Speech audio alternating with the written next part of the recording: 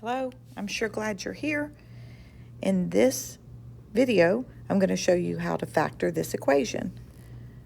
First, I want you to think about the things that you can multiply together that would give you 21.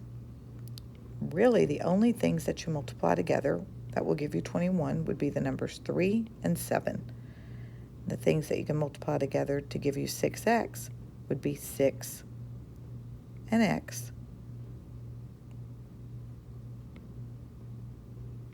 And you can break the 6 down further, where you could multiply 2 times 3x. So do these have any factors in common? They both have a 3, which means a 3 can be pulled out. We've pulled out a 3 here, and we pulled out a 3 here. So that means these cannot be the answers.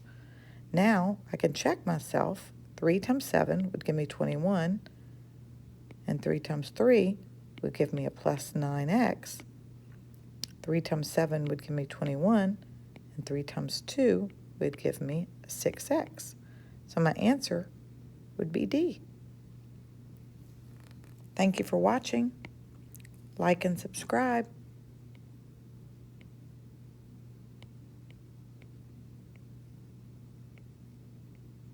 Have a great day.